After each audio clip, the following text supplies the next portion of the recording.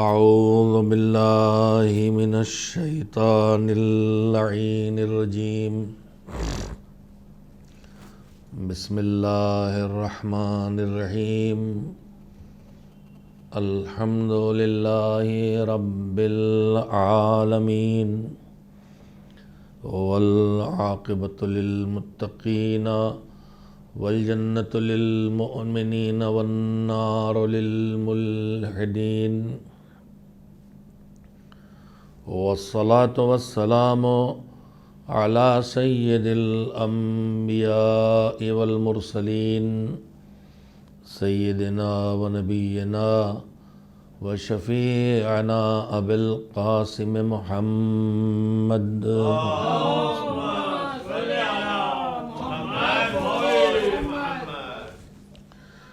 وآلہ الطیبین الطاہرین المعصومین المظلومین واللعنۃ الدائمۃ الباقیۃ علی اعدائہم اجمعین من الآن الی یوم الدین اما بعد فقد قال اللہ سبحانہ وتعالی فی کتابہ المبین وهو أصدق الصادقين وقوله الحق بسم الله الرحمن الرحيم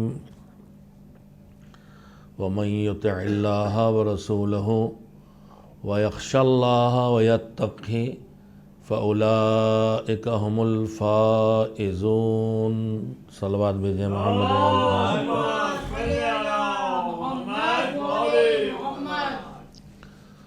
ارشاد پروردگار عالم ہے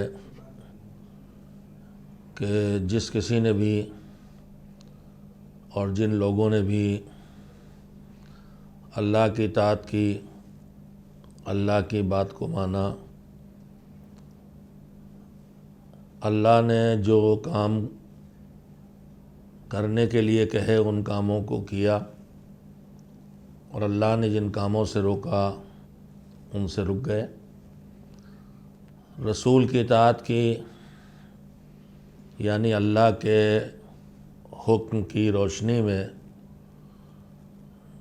اللہ کے پیغامات کی روشنی میں جب رسول نے دین کو پہنچایا تو جو کرنے کے لیے رسول کہتے گئے انہیں یہ لوگ کرتے گئے، اور جن کاموں سے رسول صلی اللہ علیہ وآلہ وسلم روکتے گئے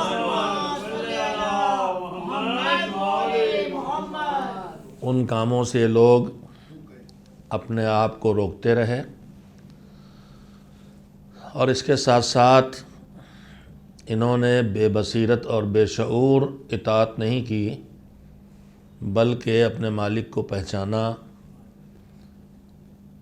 اور پہچان کے اس پر ایمان لائے، اور اس ایمان کے نتیجے میں ان کے اندر جذبہ اطاعت پیدا ہو گیا۔ انہوں نے اپنے مالک کو پہچانا کہ وہ کتنا عظیم ہے، انہوں نے اپنے مالک کو پہچانا کہ وہ صاحب جبروت و جلال ہے، انہوں نے اپنے مالک کو پہچانا کہ وہ صاحب اقتدار ہے اور اس سے بڑا اقتدار کسی کا نہیں ہے، انہوں نے اپنے مالک کی قدرت کو، اس کے علم کو، اس کے ارادے کو، اس کے تسلط کو، اس کے ادراک کو پہچانا، تو جیسے جیسے پہچانتے گئے ویسے ویسے مالک کی معرفت ان کے دلوں میں اس کے عظمت کا احساس پیدا کراتی رہی، اور جیسے جیسے انہیں عظمت پروردگار کا احساس ہوا، اس عظمت کے احساس کے نتیجے میں اپنی حقارت کا احساس کر کے ان کے دلوں میں اپنے مالک کا رعب پیدا ہوا، اور اسی رعب کا نام ہے خشیت اللہ۔ اللہ کا خشیہ جن لوگوں کے دلوں میں ہے وہ کامیاب ہے، مگر خالی اللہ کی عظمت کا احساس کر کے اس کا رعب دلوں میں بیٹھ جانا، اس کی عظمت کا احساس کر کے اس کا ایک احترام اور شدت عظمت کا پیدا ہو جانا کافی نہیں ہے، بلکہ اس کے ساتھ ساتھ ضروری ہے کہ انسان معرفت پروردگار حاصل کرنے کے بعد اللہ پر ایمان لانے کے بعد ایمان کے تقاضوں کو بھی پورا کرے، اور جو اللہ نے نظام جزا اور سزا بنایا ہے، جو جنت و جہنم دو حصوں میں آخرت کی اور باقی رہ جانے والی زندگی کو تقسیم کیا ہے، اس پر یقین رکھے اور خود کو اللہ کی نافرمانی سے بچا کے عذاب خدا سے اپنی حفاظت کرے، یعنی اپنے اندر تقوی پیدا کر لے۔ تو مالک کہتا ہے کہ جو اللہ کی اطاعت کریں گے، رسول کی اطاعت کریں گے، عظمت الہی کا احساس کر کے ان کے دلوں میں اللہ کا رعب اور دبدبہ اور خوف پیدا ہوگا، اور جو اپنے گناہوں کی وجہ سے اللہ کے عذاب سے خوفزدہ ہوں گے اور اس سے اپنا بچاؤ کریں گے، اس طرح جو زندگی بسر کریں گے، یہی لوگ وہ ہیں جو فائز ہونے والے ہیں، جو کامیاب ہونے والے ہیں۔ اسلام دین عقیدہ و عمل کے عنوان سے آپ حضرات کی خدمت میں گفتگو کا سلسلہ جاری ہے۔ میں نے عرض کیا کہ اسلام دین عقیدہ ہے، دین عقیدت نہیں ہے۔ اسلام دین عمل ہے، دین عملیات نہیں ہے۔ اسلام دین عقیدہ و عمل ہے کہ پھر بہت سے فروعات اور شاخیں نکلتی ہیں۔ اسلام دین عمل ہے مگر بے شعوری کا عمل کا قائل نہیں ہے۔ اسلام دین عمل ہے مگر بے عقلی کے اعمال کا قائل نہیں ہے۔ اسلام دین عمل ہے مگر اسلام میں ریاکاری کی کوئی گنجائش نہیں ہے۔ اسلام دین عقیدہ ہے، دین علم ہے، دین خرافات نہیں ہے۔ اسلام دین علم ہے، دین عقل ہے، دین رسم و رواج نہیں ہے۔ اسلام دین عدالت ہے، دین ظلم نہیں ہے۔ اسلام دین اعتدال ہے، دین افراط و تفرید اور ایکسٹریمسٹ کا دین نہیں ہے۔ اسلام دین مروت ہے، اسلام دین مساوات ہے، اسلام دین سلیقہ ہے، اسلام دین تہذیب ہے۔ اسلام ظلم کا دین نہیں ہے، اسلام جھوٹ کا دین نہیں ہے، اسلام دکھاوے کا دین نہیں ہے، اسلام تکبر کا دین نہیں ہے، اسلام غرور کا دین نہیں ہے، اسلام طاقت کے مظاہرے کا دین نہیں ہے، اسلام مظلوم کو دبانے اور کچلنے کا دین نہیں ہے، اسلام ظالم کے ساتھ دینے کا دین نہیں ہے۔ اسلام کے وہ سارے پہلو ہیں، جب اندر جاتا جائے گا انسان تو اسلام کی سچائیاں اس کے سامنے آتی جائیں گی۔ اسلام دین عقیدہ ہے، دین ایمان ہے، دین معرفت ہے، لہٰذا یہ جب عقیدہ آتا ہے تو اپنے آپ خود انسان کو عمل کی راہ پہ ڈالتا ہے۔ میں نے گزشتہ کسی مجلس میں ایک بات چھیڑی تھی، آج اسے آگے بڑھانا چاہتا ہوں۔ دین عقیدہ و عمل، یہ جو عقیدہ و عمل کے درمیان رشتہ ہے، جو ایمان و عمل کے درمیان رشتہ ہے، جو علم و عمل کے درمیان رشتہ ہے، اس کو آپ کی خدمت میں پیش کرنا چاہتا ہوں۔ دیکھیے، عمل کی زندگی میں آدمی اس وقت تک قدم رکھتا ہی نہیں ہے جب تک کہ وہ ایمان یا علم یا عقیدے کے مرحلے میں نہ آ جائے۔ میں نے بارہا یہ بات آپ کے سامنے کہی ہے کہ آپ مجلس میں تشریف لائے ہیں تو اس مجلس میں یک بیک نہیں آ گئے ہیں، آپ کچھ مرحلوں سے گزرے ہیں، چاہے آپ کو خود ان مرحلوں کا احساس نہ ہو۔ مجلس سننے اگر ٹی وی کے سامنے بیٹھے ہیں تو یک بیک نہیں آ گئے ہیں، کچھ منزلوں سے گزرے ہیں۔ سب سے پہلی منزل یہ تھی کہ آپ کو خبر ملی کہ مجلس کا یہ وقت ہے،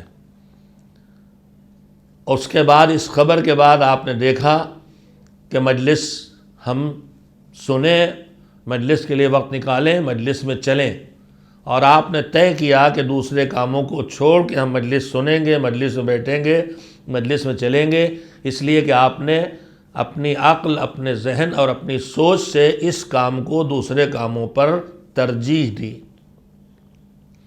مجلس میں جا کے بیٹھنے کا مطلب یہ ہے کہ وہاں جا کے بیٹھیں گے جہاں رسول اللہ موجود ہیں۔ مجلس میں جا کے بیٹھنے کا مطلب یہ ہے وہاں جا کے بیٹھیں گے جہاں فاطمۃ الزہرا کا وجود ہے۔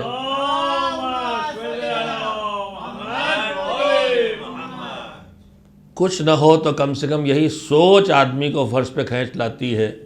اس سال تو مجبوریاں ہیں، میں پچھلے برسوں میں اپنے جوانوں سے کہتا رہا ہوں کہ تم مجلس تک آتے ہو تو باہر کھڑے رہتے ہو، باہر نہ کھڑے رہو، جہاں مجلس ہو رہی ہے جسے ہم فرش ادا کہتے ہیں، البتہ فرش کا مطلب کسی چادر، کسی جازم، کسی قالین کا ہونا ضروری نہیں ہے، جہاں ہم بیٹھ گئے سننے کے لیے، یہاں بیٹھ نہ سکے بس کھڑے ہو کے بھی سن رہے ہیں، وہ بھی ہماری جگہ وہی فرش ادا ہے ہمارا، اور جہاں ذکر ہو رہا ہے ان کا وہی جگہ مجلس ہے۔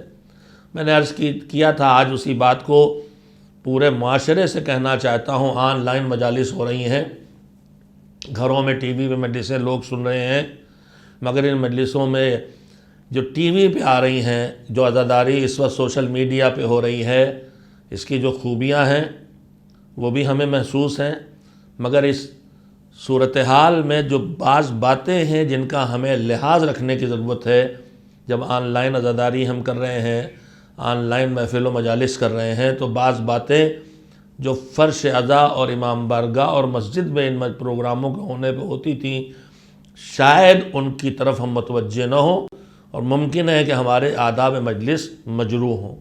اسی لیے میں نے آج یہ گفتگو آپ کی خدمت میں رکھنا چاہی ہے کہ آپ مجلس میں آئے تو آپ کو خبر ملی مجلس ہے، آپ کے دل میں خیال پیدا ہوا کہ ہاں، پہلے عقل تک خبر پہنچی، دماغ تک خبر پہنچی، پھر اس دماغ کی خبر کو عقل نے پرکھا اور کہا اچھا کام ہے، چلنا چاہیے، دل میں اس کا جذبہ پیدا ہوا کہ چلیں، پھر آپ یہاں آئے۔ تو آپ کا عمل ہے مجلس میں آنا، آپ کا عمل ہے مجلس میں بیٹھ کے سننا، لیکن اس عمل کی منزل میں آنے سے پہلے آپ فکر کے مرحلوں سے گزرے ہیں، دماغ کے مرحلوں سے گزرے ہیں، اور دل کے مرحلوں سے گزرے ہیں۔ آپ کے دماغ نے بھی طے کیا کہ مجلس چلیں گے، اور دل کے نے بھی طے کیا کہ مجلس چلیں گے، تب آپ یہاں تک آئے۔ میں اس میں عرض یہ کرنا چاہتا ہوں کہ عمل نتیجہ ہوتا ہے کسی بات کے علم کا، عمل نتیجہ ہوتا ہے کسی بات پر یقین اور اعتماد اور بھروسے اور ایمان کا، عمل نتیجہ ہوتا ہے کسی عقیدے کا۔ میں نے اس دن کہا تھا کہ اگر ہم نماز پڑھتے ہیں تو نماز نتیجہ ہے عقیدہ توحید کا، کہ اللہ کو جب ہم پہچانا تو اس کی عظمت کے احساس نے ہمیں اس کے سامنے سجدے پہ مجبور کر دیا۔ روزہ نتیجہ ہے اللہ پر ایمان کا، حج عقیدہ توحید کا ثمرہ اور پھل ہے۔ میں نے اس دن یہ بھی عرض کیا تھا کہ جس طرح عقیدہ توحید وجود خدا کا اقرار کرنے کے بعد عملی دنیا میں آدمی قدم رکھتا ہے، نمازی بروزہ دار بنتا ہے، اسی طرح عقیدہ ولایت اور عقیدہ امامت جب دلوں میں جگہ بنا لیتا ہے اور وہ عقیدہ ایمان کی منزلوں میں آ جاتا ہے۔ میں نے ایک لفظ کہا ہے، یہیں پہ ذرا تشریح کرنا چاہوں گا۔ دو لفظ ہم بولا کرتے ہیں، ایک ہے عقیدہ اور ایک ہے ایمان۔ عقیدہ انسان کے اس نظریے کو کہتے ہیں جس کے پیچھے اس کے پاس دلیلیں ہوں، اور ان دلیلوں کی وجہ سے وہ نظریہ اس کے دماغ پر میں جگہ بنا لے اور اسے کھرچا نہ جا سکے۔ لیکن عقیدہ تعلق رکھتا ہے انسان کے ذہن سے اور فکر سے۔ اب میرا ذہن لفظوں پہ توجہ دیں گے، مجھے بعض جگہ بعض باتیں ایسی کہنا پڑتی ہیں کہ مجھے ضرورت محسوس ہوتی ہے کہ آپ کی خصوصی توجہ حاصل کروں، اور خصوصی توجہ کا بہترین ذریعہ صلوات ہے۔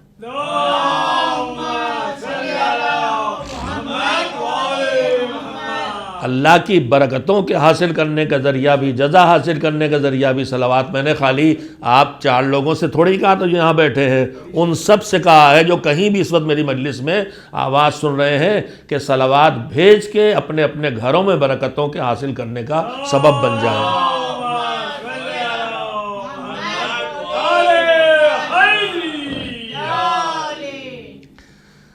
عقیدہ اس مضبوط نظریے کا نام ہے جو انسان دلیلوں کی بنیاد پر اپنے ذہن میں بٹھا لیتا ہے اور پھر اسے اس سے ہٹایا نہیں جا سکتا، جیسے گرہ نہیں کھولی جا سکتی۔ مگر ایمان فکر اور ذہن کے عمل کا نام صرف نہیں ہے، ایمان دل کے اندر پیدا ہونے والے اس اطمینان کا نام ہے کہ جو انسان کو عقیدے کی عملی شکل تک پہنچا دیتا ہے۔ عقیدہ صرف میں پھر لفظوں کو دہرا رہا ہوں، مجھے اندازہ ہے عقیدہ صرف نظریوں کا نام ہے جو دلیلوں سے قائم ہوتے ہیں، مگر یہ عقیدے عمل تک انسان کو نہیں پہنچاتے۔ لیکن جب یہ عقیدہ ایمان بن جاتا ہے تو اسے عمل پہ مجبور کر دیتا ہے۔ ہم نے جب تک کہ بچے تھے آگ چھور پکڑ کی طرف ہاتھ بڑھاتے تھے، ماں باپ روکتے تھے، ہاتھ بڑھاتے تھے، ماں باپ روکتے تھے۔ بچپن میں ہمیں پتا تھا کہ ماں باپ روک رہے ہیں، ہمیں پتا تھا اس سے بچنا چاہیے، مگر یہ عقیدہ جو ہمارے ذہن میں بن گیا تھا کہ آگ سے جل جائیں گے، یہ دل پھر بھی نہیں مانتا تھا، مگر جب اسے چھو کے جل گئے تو اب دل میں ایمان آ گیا کہ یہ جلا دیتا ہے۔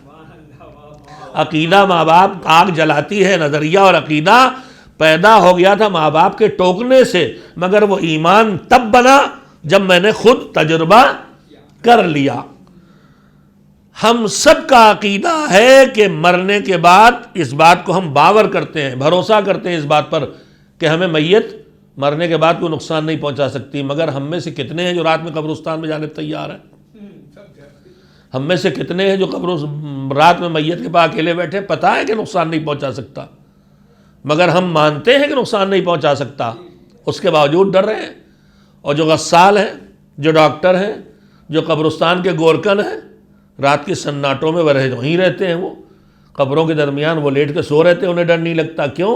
اس لیے کہ ہمارا عقیدہ ابھی ایمان سے نہیں بدلا ہے، اور ان کے تجربے نے ان کے نظریے کو ان کے ایمان و اطمینان سے بدل دیا ہے۔ تو ایک چھوٹا سا فاصلہ عقیدہ و ایمان کے درمیان ہے۔ ایمان کھینچ کے لاتا ہے، عقیدہ وجود میں آتا ہے، ایمان کی منزلوں سے گزر کے عمل کی منزل پہ لاتا ہے۔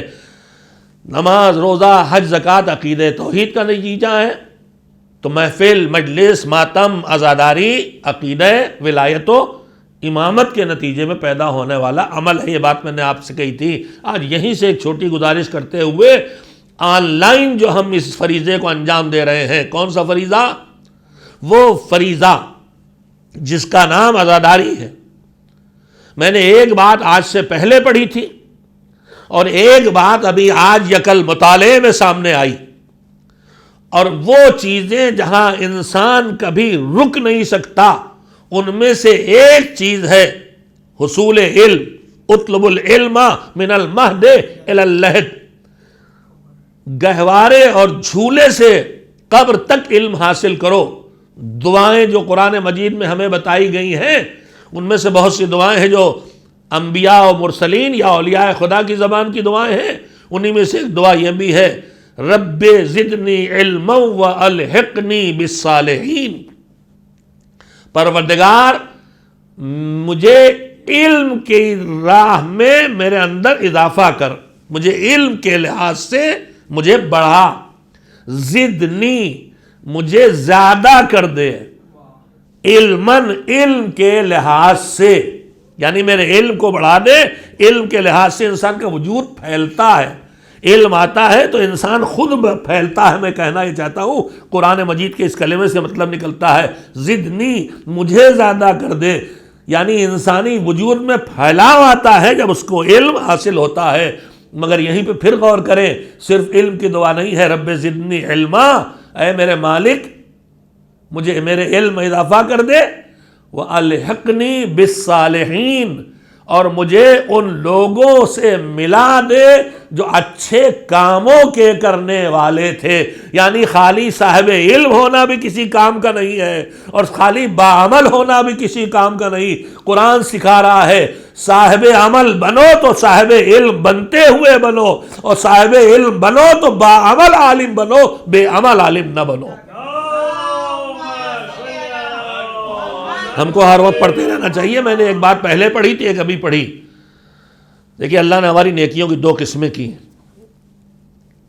ایک واجب اور ایک مستحب۔ واجب وہ ہے جس کو ہم چھوڑ نہیں سکتے، چھوڑیں گے سزا ملے گی۔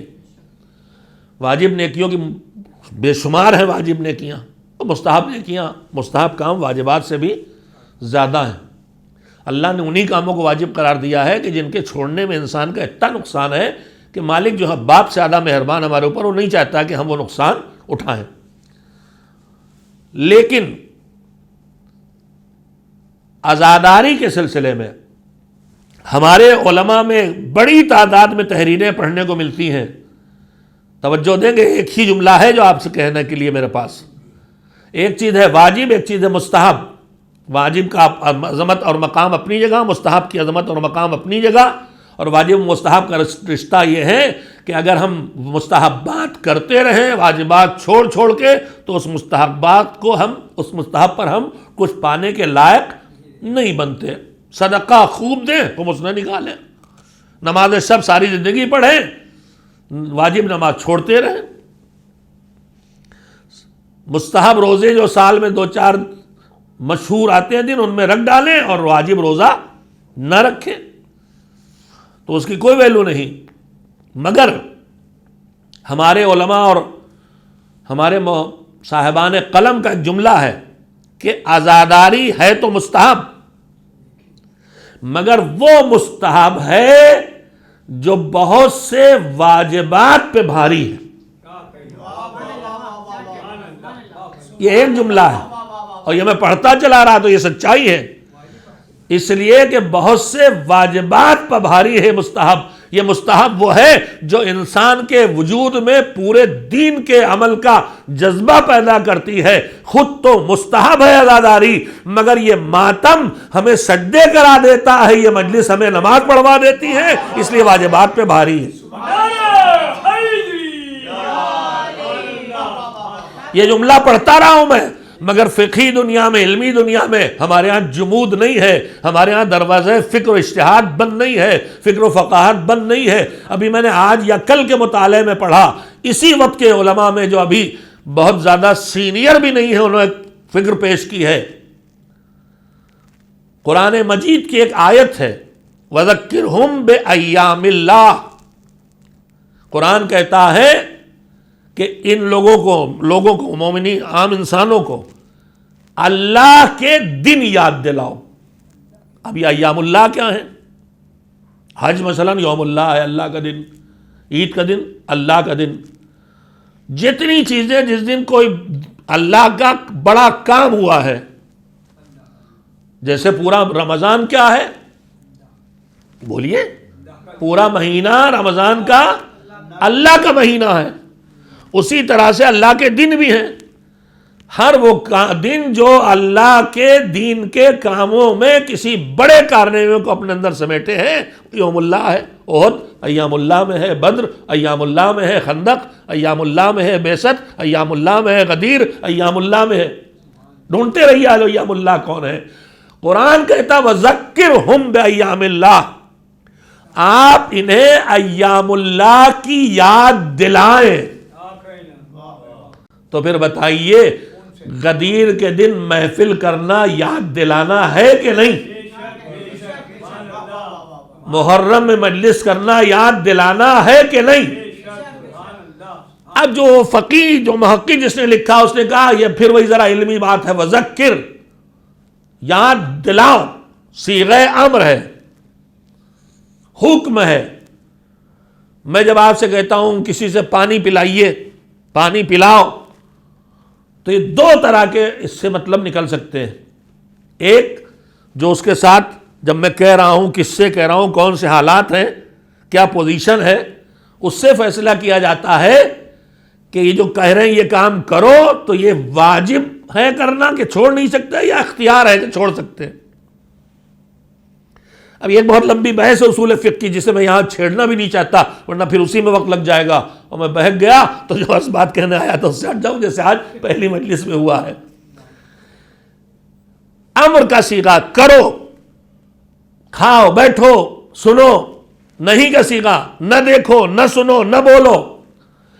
یہ آیا ہمیشہ وجوب پہ دلالت کرتے ہیں یا مستحب بھی کاموں کو بھی کہا جاتا ہے؟ نہیں حرام بھی ہے اور مکروہ دونوں کے لیے. تو امر اور نہیں دونوں اس طرح ہیں کہ واجب کے لیے بھی ہیں، مستحب کے لیے بھی ہیں، اور حرام کے لیے بھی ہیں اور نہیں حرام اور مکروہ کے لیے. نہ کرو، ہو سکتا ہے حرام ہو اور سکتا ہے مکروہ ہو. کرو، ہو سکتا ہے واجب ہو سکتا ہے مستحب ہو. تفصیلی بحث ہے. وَذَكِّرْهُمْ بِأَيَّامِ اللَّهِ. لیکن اس آیت کے ارد گرد کی جو آیتیں ہیں، طے کیسے ہوتا ہے؟ واجب ہے کہ یہ وجوب کے لیے آیا، امر کے استحباب کے لیے بڑی علمی سی بات کہہ رہا ہوں، حضرت علمیہ سے نکلی ہوئی، مگر یہ سب درس اجتہاد کے حصے ہیں۔ میری قوم، ذرا میرے جوان یہ بھی سمجھے کہ جو ہمارے فقہا فتوے دیتے ہیں یہ کوئی آنکھیں موند کے بیٹھ نہیں جاتے اور جدما میں لکھ دیتے ہیں، یہ کتنی زحمتوں سے گزار کی صحتیت پہ پہنچتے ہیں۔ میں اس سے چھوٹا سا ٹکڑا آپ کے سامنے رکھ رہا ہوں، ہر جگہ آیات میں روایات میں امر و نہیں آیا ہے، کرو نہ کرو، کرو نہ کرو، کرو نہ کرو۔ اب یہ طے کرنا کہ واجب پہ دلیل ہے کہ مستحب ہونے کی دلیل ہے، یہ کوئی آسان کھیل نہیں ہے۔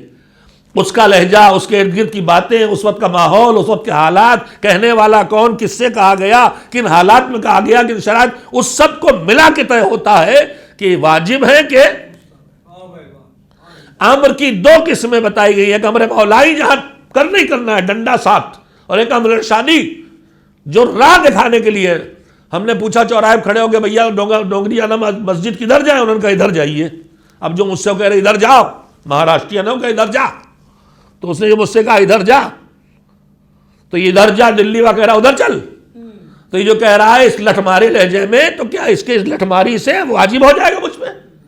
وہ جو کہہ رہا ہے ادھر جاؤ، ادھر جائیے، لکھنؤ والا کہہ رہا ہے ادھر جائیے، حیدرآباد والا کا ادھر کو جائیے، تو اب یہ جو کہہ رہا ہے تو یہ کیا واجب ہو گیا مجھ پہ؟ نہیں، وہ راستہ دکھانے کے لیے امر کر رہا ہے، جائیے ادھر، یہ راستہ ہے۔ امر ارشادی ایک چیز ہوتا ہے کہ امر مولوی جس سے بن گیا مولوی، یعنی وہ حکم جو مولا کی طرف سے، حاکم کی طرف سے، تو کرنا ہی کرنا ہے، ایک راستہ دکھانے کے لیے اور ایک کرنا ہی کرنا ہے۔ تو یہ ساری چیزیں کرنا طے کرنا ہوتی ہیں۔ وَذَكِّرْهُمْ بِأَيَّامِ اللَّهِ، یہ انہیں یاد دلاؤ ایام اللہ کی، اللہ کے دنوں کی، انہیں غدیر یاد دلاؤ، انہیں بعثت یاد دلاؤ، انہیں ولادت رسول یاد دلاؤ، انہیں حج کی عرفہ یاد دلاؤ، انہیں منا جو یوم اللہ ہیں ان کی یاد دلاؤ۔ انہوں نے کہا کہ اس کے ارد گرد کی ساری آیتیں اور ماحول بتاتا ہے کہ یہ عمل واجب قرار دیا ہے اللہ نے، یعنی ایام اللہ کو یاد دلانا واجب ہے، مستحب نہیں ہے۔ اب پھر اس کے بعد انہوں نے کہا کہ واجب کی دو قسمیں ہیں، ایک ہے واجب عینی جو سب پہ واجب ہو، اور ایک ہے واجب کفائی کہ جب اتنے لوگ کر لیں کہ وہ کام ہو جائے تو باقی پہ ساقط ہو جائے۔ انہوں نے کہا ہمارے فقہا کہتے رہے ہیں کہ عزاداری مستحب ہے جو واجب پہ بھاری، مگر میں نے تو اس آیت سے یہ سمجھا ہے کہ عزاداری مستحب نہیں ہے، عزاداری واجب ہے، البتہ واجب کفائی ہے۔ اتنے لوگ عزاداری کریں کہ پیغام کربلا سب تک پہنچ جائے۔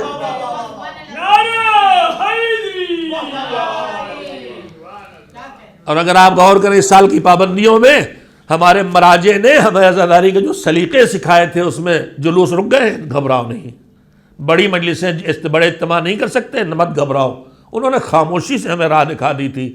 یہ اور بات ہے کہ کہیں کہیں مقامی انتظامیہ ہمیں وہ بھی نہیں کرنے دے رہا۔ عنایت اللہ العظمیٰ سیستانی نے کہا تھا کہ جن علاقوں میں تمہارے امکان میں ہے حکومت کا قانون توڑے بغیر ایک، اس علاقے کی آبادی کے مال میں تصرف اور نقصان کیے بغیر دو۔ ہم ایک جھنڈی بھی کسی کے مکان پہ نہیں لگا سکتے اگر وہ راضی نہیں، ایک پوسٹر بھی کسی کی دیوار پہ نہیں چپکا سکتے اگر وہ راضی، اس علاقے کے قوانین کی پابندی کرتے ہوئے حکومت کی، اور اس کے ساتھ ساتھ اس علاقے کے لوگوں کو تکلیف دیے بغیر، ان کے مال میں تصرف کیے بغیر، اس پورے علاقے کو سیاہ پرچموں سے، بینروں سے اور کلمات سے سجا دو کہ ہر طرف سے جدھر نگاہ اٹھے ادھر حسین حسین دکھائی دینے لگے۔ یہ اس سال کی ان کی نصیحتوں میں ہے۔ ہم اپنے علاقوں میں جلوس نہیں نکال سکے، مگر جہاں تک ہو سکے بینر سے اور دوسری چیزوں سے، سیاہ پرچموں سے سجا دیں کہ پورا ماحول سوگوار دکھائی دینے لگے۔ میں نے جہاں سے بات شروع کی تھی وہ کہ اللہ نے ہمارے عقیدے کے نتیجے میں عمل پیدا ہوتا ہے، ایمان کے نتیجے میں عمل پیدا ہوتا ہے۔ اب جو بات کہنا چاہتا ہوں، عمل کی دو قسمیں، اللہ کی مہربانیاں دیکھیے اور عزاداری کے لیے اس کا اہتمام دیکھیے۔ عقیدے کے نتیجے میں انسان کو عمل کرنا، عمل کی دو قسمیں ہیں۔ میں بار بار یہ بات آپ کے سامنے کہہ چکا ہوں۔ کچھ اعمال اللہ ایسے کہتا ہے کہ جن کا طریقہ معین کر دیتا ہے۔ ابھی کل پرسوں میں نے بات کہی، مثلا کہتا نماز صبح پڑھو تو بتا دیا نا کہ کیسے پڑھو، 2 رکعت پڑھو، اس طرح پڑھو، یہ تکبیرۃ الاحرام کہو، یہ سورہ پڑھو، یہ ہم پڑھو، یہ دوسرا سورہ پڑھو، رکوع کرو، ایک قنوت پڑھو، تشہد پڑھو، جو بھی بتا دیا۔ اب اس میں ہم کو کسی تبدیلی کا حق نہیں ہے۔ اگر اس نے تشہد بتا دیا ہے کہ اس طرح پڑھو، تو پھر اب ہم تشہد میں نہ کچھ گھٹا سکتے ہیں نہ کچھ بڑھا سکتے ہیں۔ یہ بحث بھی ہمارے درمیان پتہ نہیں کہاں سے آ گئی۔ ان چیزوں کو کہا جاتا ہے توقیفی، جہاں وہ چیزیں ہیں جہاں اللہ کی طرف سے روک دیا گیا کہ اس کو ایسے ہی کرنا ہے بس، اب اس میں ہمارے پاس گھٹانے بڑھانے کی گنجائش نہیں ہے۔ تشہد کے کلمات توقیفی ہیں، معین کر دیے ہیں۔ ٹھیک ہے کہ رسالت سے ولایت جڑی ہوئی ہے، لیکن آل محمد کہنے کے بعد اللہ نے بھی اس میں شامل کر دیا۔ آپ کیوں چاہتے ہیں کہ آپ کے لفظوں میں پہنچے؟ کیا تشہد ذکر ولایت سے خالی ہے؟ تشہد میں کسی بھی فرقہ اسلام میں بغیر صلوات کے تشہد نہیں ہے۔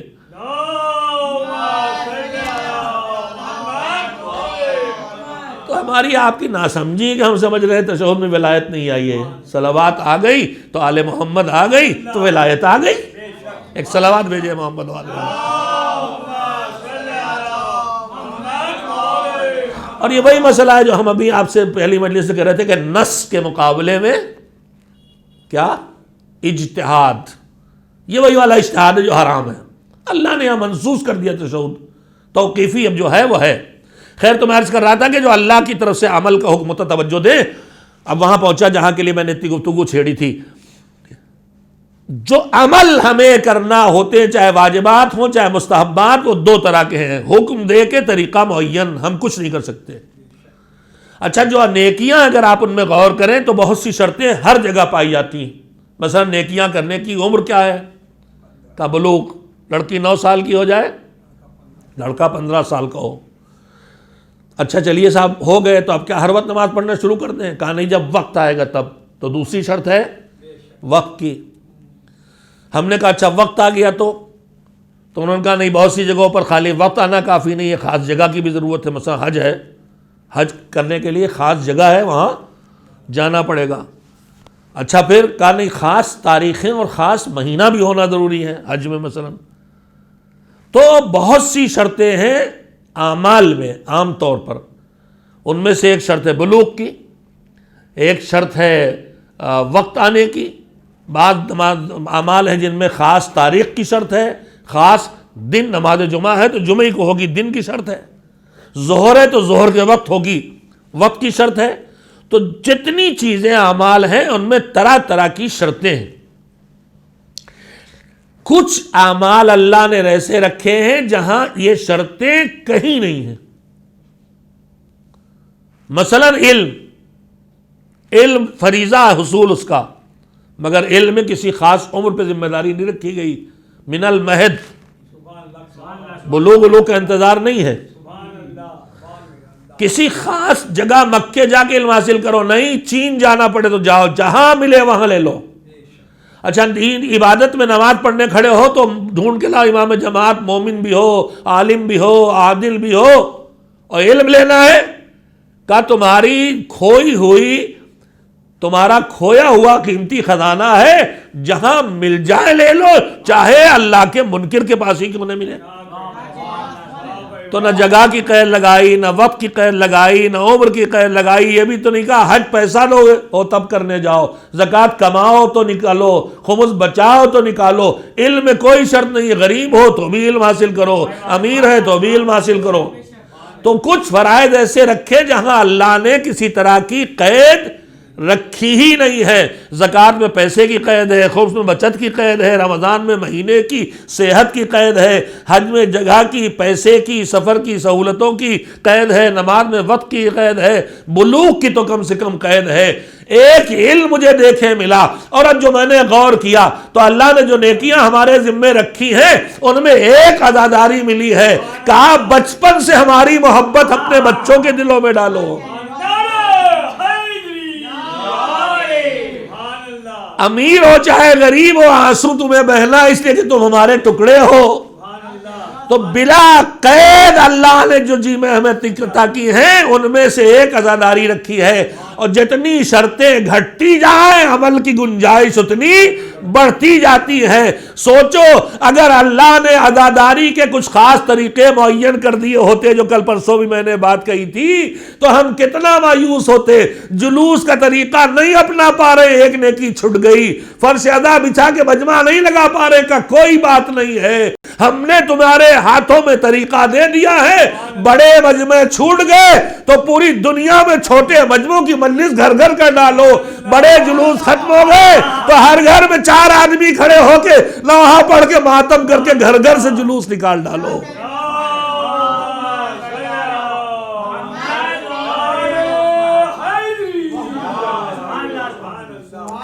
اب جو بات کہنا چاہتا تھا آج خاص کر کے آپ کی خدمت میں تاکہ ہم متوجہ رہیں، دیکھیے آن لائن ایک نیا دروازہ کھلا ہے، عزاداری، محفل، مجلس، درس، کلاس، سب کا دروازہ کھلا۔ ہم حوضہ چلا رہے تھے، بچوں کو بٹھا بٹھا کے پکڑ پکڑ کے پڑھا رہے تھے، مکتب چلا رہے تھے، پکڑ پکڑ پڑھا رہے تھے۔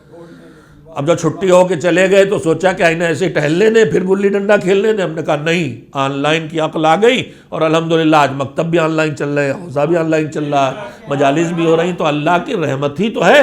ہمیں لگتا پیٹے گئے ہیں اور وہ جانتا پیس کے نکھارے جا رہے ہیں۔ اب جو کہنا چاہتا ہوں، دیکھیے جو آن لائن جو کچھ ہو رہا ہے اس کی ہے کچھ خوبیاں اور کچھ ہیں بے توجہی کے نتیجے میں خرابیاں۔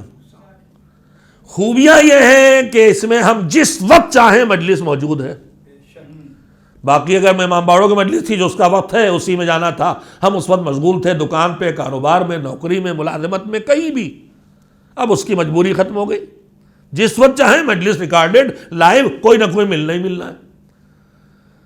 ہمارے پاس وقت کی کمی کی گنجائش ختم ہو گئی، جب وقت تم کرو تب تمہارے سامنے موقع موجود ہے۔ جو یہاں تک نہیں آتے تھے پیغام ان تک پہنچ رہا ہے۔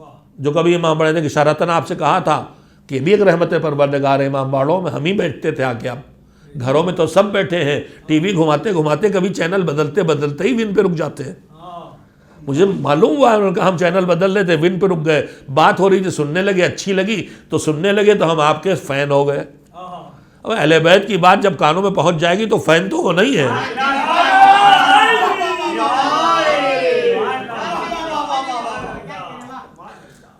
تو میرے عزیزوں گنجائشیں بڑی ہیں لیکن کچھ ہماری ذمہ داریاں بڑی ہیں۔ میں نے ایک چیز یہ دیکھی ہے کہ جب آدمی آ کے سیدھے فرش ادا پہ سامنے بیٹھتا ہے تو 100% کم سے کم ظاہری طور پر اس کی توجہ خطیب کی طرف ہوتی ہے، اگرچہ اس میں بھی ہم خطبہ کو بڑا تجربہ ہوتا، جتنی بار یہ دروازہ کھولے گا اتنی بار آپ سب ادھر مڑ کے دیکھیں گے۔ ابھی ایک بڑی سی مکھی آ جائے دیکھیے، شیطان کی طرح سب کی نگاہیں گھماتی پھرے گی، تو ہماری توجہ تو بہت جلدی سے ہٹ جاتی ہے۔ ابھی جب نماز میں کنٹرول نہیں ہو پاتا تو یہاں کیا ہو پائے گا؟ لیکن نماز میں تو پروردگار سے بات ہوتی ہے، وہ تو سامنے نہیں ہوتا، یہاں تو خطیب بھی بے مروت بیٹھا ہوتا، وہیں ٹھوک دیتا ہے، اے کدھر ہو؟ ذرا آپ کو اونگتے دیکھا، کہا ایک صلوات بھیج کے جگا دیجیے جو سو رہے ہیں، حالانکہ آپ ہی سو رہے تھے اس لیے آپ سے کہا تھا۔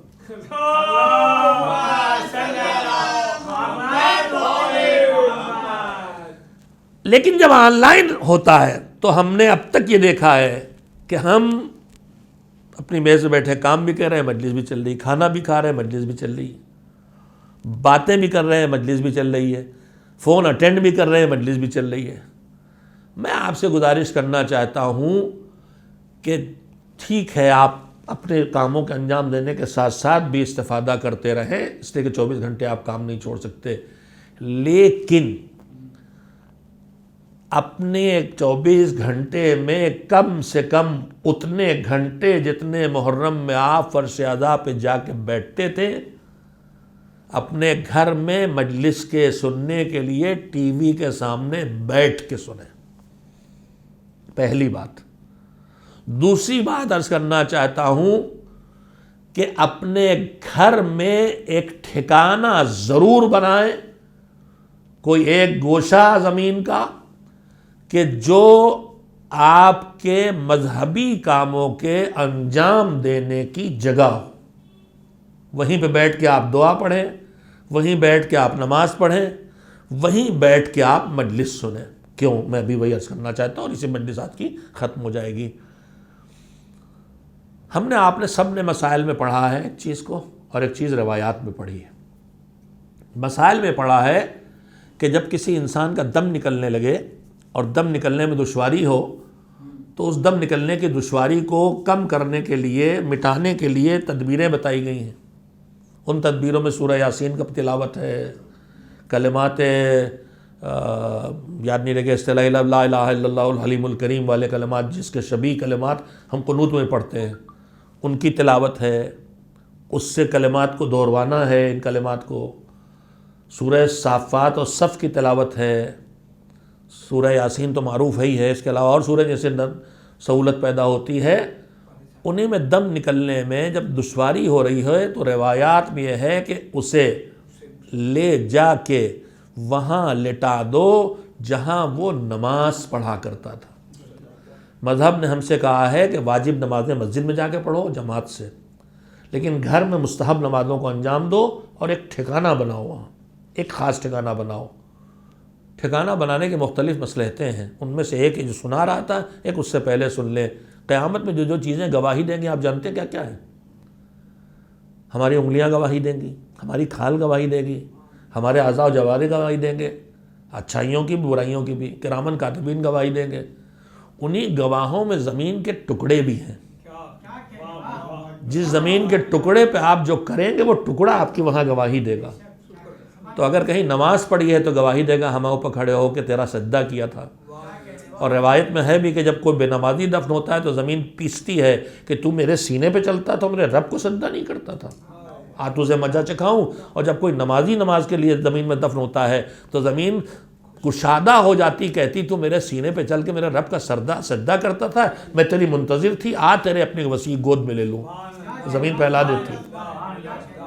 تو اگر نمازوں کی گواہی دے گی زمین تو ہم نے کسی جگہ بیٹھ کے ذکر رسول سنا، ذکر خدا سنا، ذکر فاطمہ کیا، آنکھوں سے آنسو گرے، ہم نے وہیں پہ بیٹھ کے ماتم کیا، تو انشاءاللہ کل یہ گواہی دے گی کہ ہم گواہ ہیں کہ اس جگہ بیٹھ کے انہوں نے تیرے بیٹے فاطمہ تیرے بیٹے کو ماتم کیا تھا۔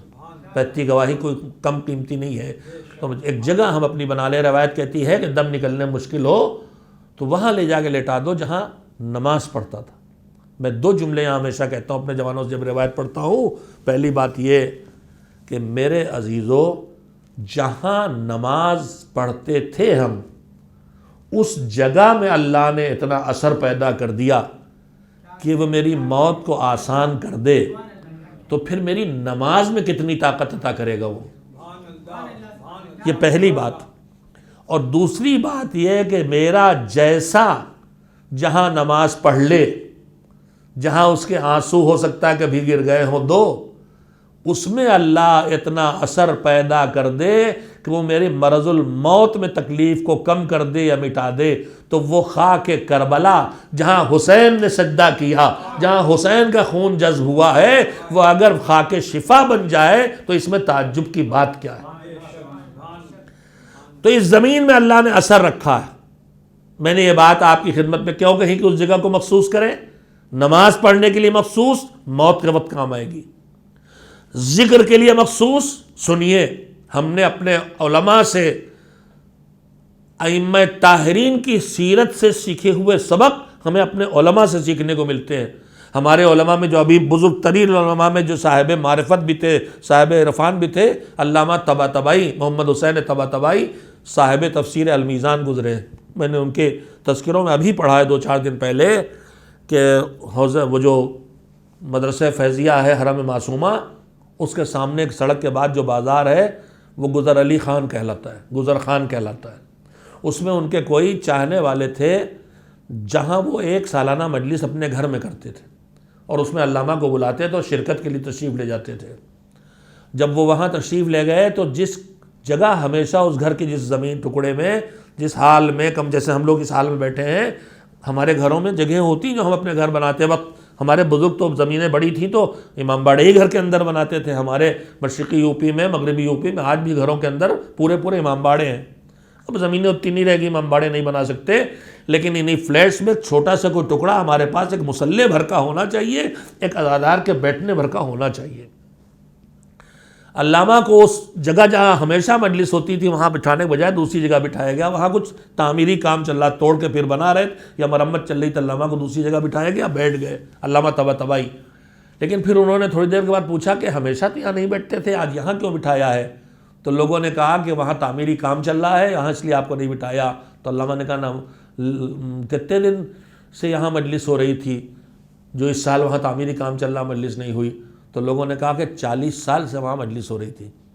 علامہ نے کہا مجھے وہیں لے چلو، مجھے اسی جگہ لے چلو، زمین کا وہ ٹکڑا جس پر 40 سال سے ذکر محمد و آل محمد ہو رہا تھا، وہاں ملائکہ کا آنا جانا ہو رہا تھا، اس میں اللہ نے برکت دی ہوگی، میں اس برکت سے خود کو محروم نہیں کرنا چاہتا۔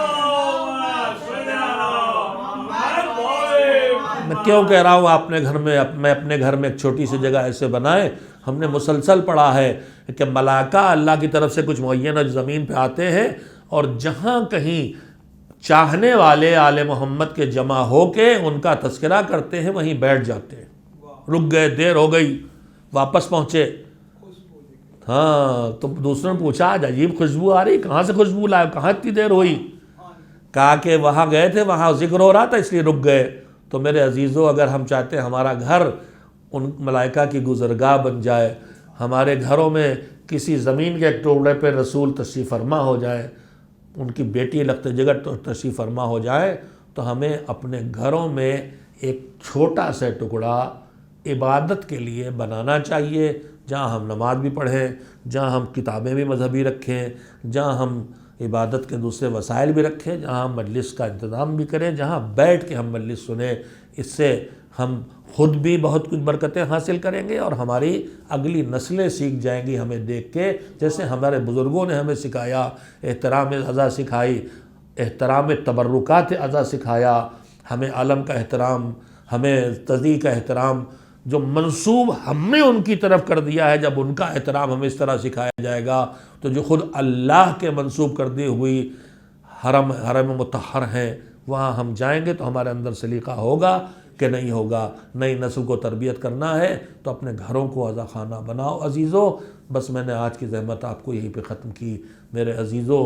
میں نے اس دن جب یہاں ایک سپہر کو مجلس پڑھی تھی تو میں بڑی دیر تک اسی بات پہ لرزتا رہا، سننے کے لیے اس وقت کوئی نہیں تھا، پھر لوگ آ گئے، میں لرزتا رہا کہ مجمع کوئی نہیں تو ہم بے چین ہو رہے ہیں، لیکن پھر تصور میں آیا کہ یہیں کہیں تو رسول اللہ بھی بیٹھے ہیں، یہیں کہیں تو فاطمۃ الزہرا بھی بیٹھی ہیں۔ بڑا سخت کام ہے، مگر انہی کے کام کے لیے حاضر ہوتے ہیں، اور انہی کی دی ہوئی توفیق ہے جس کے سہارے حاضر ہوتے ہیں۔ ایام عزا شروع بھی ہوئے اور ڈھلان کی طرف آ بھی گئے۔ 5 محرم گزر گئی، 5 محرم گزر گئی، یعنی وہ تاریخ بس نزدیک ہے جب حسین کے خیموں سے ننھے ننھے بچے الاتش الاتش کی صدائیں بلند کریں۔ میں نے کل پرسوں آپ کی خدمت میں بار بار بات کہی ہے کہ 5 محرم سے حسین کے خیموں میں پانی آنا رک گیا تھا، پانی آنا رک گیا تھا 5 محرم سے 7 محرم کو پانی ختم ہو گیا۔ 7 محرم کی صبح سے سب پیاسے تھے، اور اتنے پیاسے تھے، ابھی پچھلی مجلس میں نے پڑھا کہ جناب زہیرقین پانی لینے گئے تھے، 7 محرم کو پانی نہیں ملا تھا، مگر زہیر نے کہا تھا میں نے دیکھے بچے پیاسے ہیں اور بہت پیاسے ہیں، اور اتنے پیاسے ہیں کہ اگر انہیں پانی نہ ملے گا تو مر جائیں گے۔ اسی فقرے سے میرے ذہن میں بے چینی آئی تھی کہ زہیر تم نے یہ کیفیت جو بیان کی ہے، یہ تو تم نے محمد باقر کی کیفیت بیان کی ہوگی، سکینہ کی کیفیت بیان کی ہوگی، فضل ابن عباس کی کیفیت، جو چھوٹے چھوٹے بچے ہیں جو جب چچا عباس گیا ہے تو اس کو حلقے میں لے کے آئے ہیں، جو اپنے پیروں پہ چل رہے ہیں، جو 3 سال 4 سال کے ہیں، جس میں مسلم نے اور سجا کا بچہ بھی شامل ہوگا۔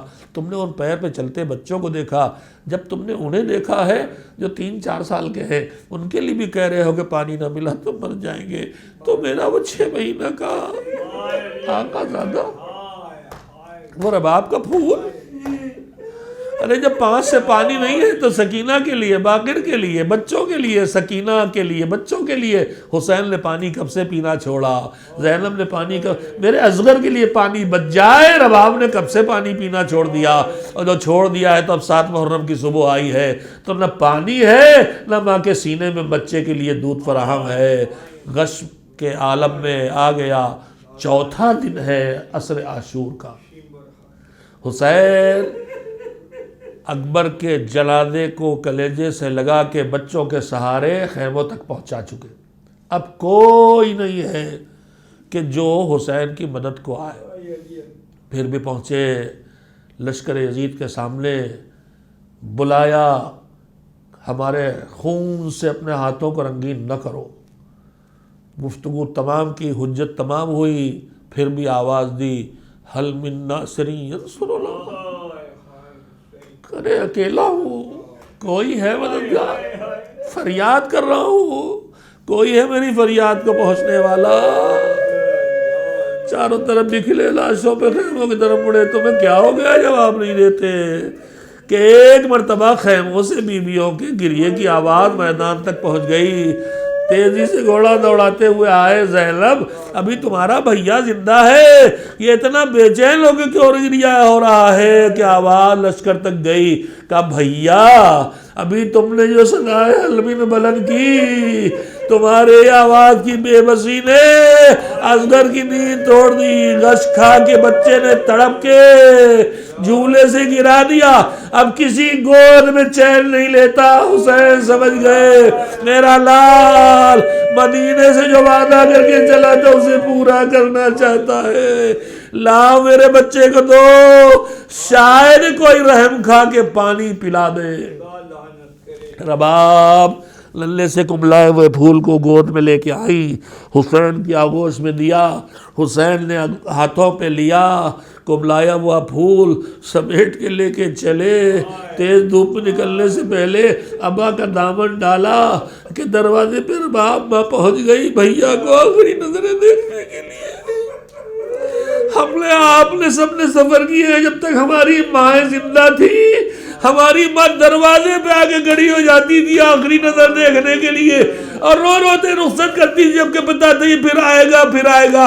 ہائے رباب کھڑی ہے، اسے بتا جو گیا واپس نہ آیا، جا میرے لال۔ نگاہوں سے کہا، سر اٹھا کے حسین کے چہرے پر نظر ڈالی، آقا میرے بچے کی خیر ہو، کوئی گیا تو زندہ واپس نہ آیا۔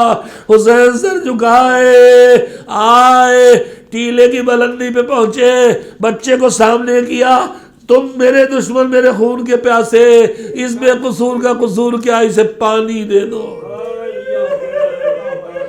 بے اثر ہو گئی آواز۔ حسین نے کہا بیٹا تیرے باپ کی آواز ان کو اثر نہیں کرتی، تو اپنے باپ کی بات ان تک پہنچا دے۔ 6 مہینے کے اصغر نے پورے بدن کی طاقت سمیٹی، ہومک کے رخ کیا لشکر کا، پپڑائے ہوٹوں پہ سوکھی زبان پھیری، لشکر تڑپ کے رویا، انقلاب قریب، حکم دیا ہرملا جلدی قصہ تمام کر، بھاری بھرکم تیر پھلوں کا تیر جو اونٹ کو ذبح کر دے، ننھا سا گلا باپ کی طرح سنسنانا تیر ہومک کے گلا آگے بڑھایا، گلا چھنا، حسین کے بازو میں تیر اترا، بچہ پلٹ کے باپ کی طرف آ گیا۔ حسین نے لاشے کو سنبھالا، خون کا ایک قطرہ نہ زمین پہ گرنے دیا، نہ آسمان نے قبول کیا، چہرے پہ ملا۔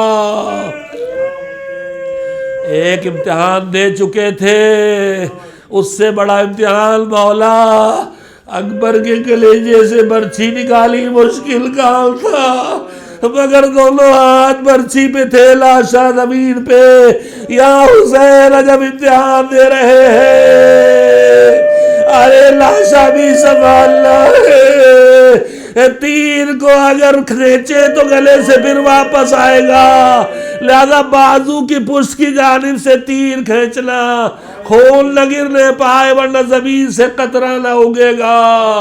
تیر کھینچا، ننھی لاش لے کے خیموں کا رخ کیا، شاید رباب کا چہرہ سامنے آیا، آقا میرے بچے کی خیر،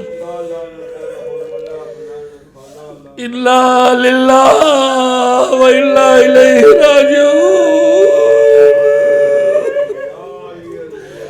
پھر دل کو مضبوط کیا، رضل میں قضائی و تسلیم الامرے، چل مرحلوں سے گزر کے خیمے تک پہنچے رباب، لے جا اپنے لال کو،